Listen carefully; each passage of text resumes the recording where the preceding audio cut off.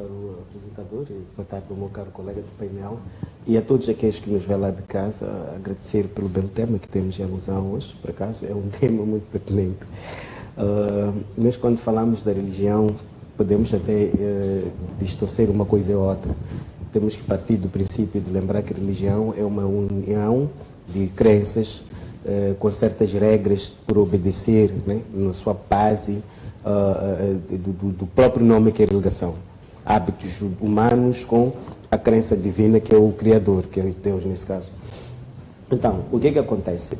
Dentro dessa religião, a gente apanha aquilo que são religiões tradicionais e apanhamos aquilo que são religiões cristãs, por aí em diante. Então, quando a gente fala do tema, o abuso do poder espiritual religioso, eu como médico tradicional também vou me enquadrar naquela que é a minha área, porque também a medicina tradicional é uma religião. Vou partir de cá deste lado, depois de ir para outra vertente, porque estamos a falar de partes onde tem perfeição e imperfeição, então não pode cair num lado e não haver também do outro lado. O que seria isso de abuso do poder espiritual religioso? Seria o fato de tu vir ter comigo enquanto tens uma preocupação, que eu tenho que procurar caminhos de poder ajudá-lo em sentido de explicar assuntos no estado de espiritualista que sou. Eu chegar lá procurar tomar vantagens daquilo que é a sua preocupação, eu sabendo que eu sou o tal caminho que você tem nessa altura. Para dizer o quê? Nós temos, por acaso, na minha área, médicos tradicionais, que dentro da própria medicina, aquela que é para defender os interesses de quem tenha preocupações e encaminhar nas leis da tradição e espiritualidade, costumam cometer certas gafes, não é? Coisas que não vão de acordo com o próprio ramo da medicina tradicional. Temos acompanhado casos de pessoas que aparecem a fazerem publicidades de cobras amarradas nos pescoços, a dizerem que essas cobras é que fazem a medicina tradicional, ela ser mais forte. Então, se você vem ter com o Mateus Ngoven, ele que tem aquela cobra que ela consegue passar no corpo dele sem lhe picar, então tu vais ter o melhor cuidado. Não, não é isso. Esse é o primeiro passo aonde as pessoas começam a se perder. Porque quando a gente fala de medicina tradicional, não estamos a falar de vivermos com animais dessa espécie dentro dos nossos consultórios. Então, desde a altura que começamos a fazer essas dramaturgias, então começamos essas dramacias, começamos a mostrar um lado muito fora do padrão daquilo que é a própria medicina tradicional. Eu sou espiritualista, você não é? Viu aquela parte em que eu apareço com essa tal cobra como quem vai te ajudar a resolver os problemas da sua vida? Você, ok, medicina tradicional, mato animais selvagens. Então, ali apanhei a pessoa certa. Essa é a sua compreensão como quem não entende do assunto.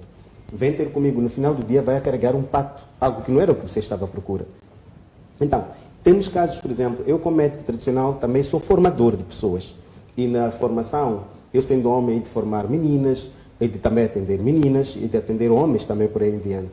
Há pessoas que dentro dessa mesma área, né, têm aquele hábito de criar uma lei que não tem nada a ver, do tipo, se eu vou lhe atender, depois temos que cair num certo assunto. Estamos a falar de manter relações sexuais como forma de fortalecer o tratamento. A medicina tradicional não defende isso, não existe. Quando isso acontece, é um abuso de poder espiritual, um oportunismo que a pessoa está a usar, aonde vai roubar a decência daquela pessoa, por um motivo dele ser o caminho que aquela pessoa tem para poder o quê? Sair de um certo problema. Então, esses abusos existem. Temos formandas ou formandos que quando vão, por exemplo, ao curso, ao invés da pessoa chegar lá e ser tratada no estado de ser uma cursante, eu vou comprar um hectare, tenho dinheiro para tal, e depois vou meter aquele grupo daquelas pessoas para irem cultivar milho, não é? Aquele tipo de coisas que não tem muito a ver com estudo. É normal que realmente tenhamos que passar um tempo no mato, porque é lá onde a gente aprende o quê? As ervas, a gente ensina, isto é assim, isto é assim.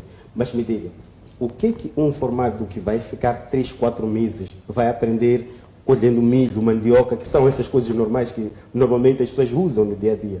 Então, isso também é uma espécie de um abuso de poder espiritual religioso. Então, encosta um pouco este lado. Vamos para a parte mais forte, que é da religião dominante, que é a religião cristã. Aí temos muitos problemas. Que é o caso, por exemplo, alguém pode até não entender porque é que eu digo isso, mas eu acredito que a espiritualidade age num padrão igual.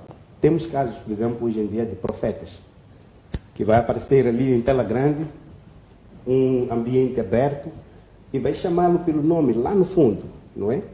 Você vai aproximar, a pessoa vai começar a falar de assuntos muito íntimos da sua vida.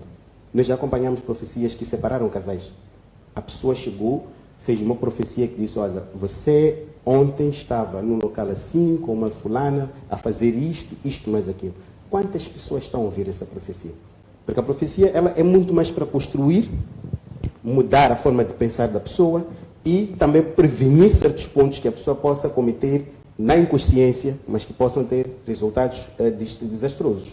Então, se eu vou dizer que você estava num motel com uma mulher dentro de uma comunidade cheia, primeiro estou a denigrir aquilo que é a sua personalidade, primeiro. Segundo, a ética da profecia. Diz que uma profecia faz-se num ambiente fechado. Não se faz em ambientes tão abertos quanto a gente vê. Desde a altura que você vê um pastor ou talvez um profeta que vai começar a fazer essas profecias profundas num culto, esse profeta está-se a tornar ele em Deus na terra. Vai ele começar a mostrar que ele tem um poder forte, porque ele consegue descobrir as fraquezas do ilustre aqui. A profecia não foi feita nesse sentido. Desde a altura em que ela sai de 4 paredes, começa a ser algo público, não tem como essa profecia ser solução para o seu problema, mas sim vai ser um problema. Primeiro, porque nós respeitamos o princípio de que a vida de alguém é individual. Então, se eu vejo alguma coisa, tenho que ter como respeitar a sua privacidade. Então, se eu quebro isso, não existe. Então, vemos muitos casos de exibicionismo de poder espiritual em alguns líderes religiosos dentro das nossas comunidades. Ainda vou além. Temos essas dramacias que temos visto hoje em dia de pessoas que em algum momento parece que passam a mão assim, pessoas caem, depois num minuto chutam como se estivessem a chutar uma bola, pessoas caem e começam a rebolar. Aquilo no mundo espiritual real não existe. Ou é porque essa pessoa está a usar um poder demônico na mão que tem para manipular aquilo tudo. E aquilo não cura nada. Aquilo você pode cair um ano inteiro. Se você vinha como uma maldição, aquela maldição não vai sair porque você caiu todos os dias. Está a perceber? Por quê? Ou é porque são pessoas que foram compradas para poderem fazer aquele facto, porque há pessoas que têm paciência de irem pagarem pessoas para poderem fingirem certas doenças que não existem. É uma manipulação, um abuso de poder espiritual. E em algum momento, se é um caso que está a acontecer, é porque é um facto que vem de um pacto que a pessoa fez e vai fazer uma encenação forte para mostrar um poder que não existe, porque no final do dia você vai caindo, você vai sendo chutado, mas no final do dia você não vai deixar de ser aquela pessoa que entrou lá sendo, porque o poder de Deus não está lá.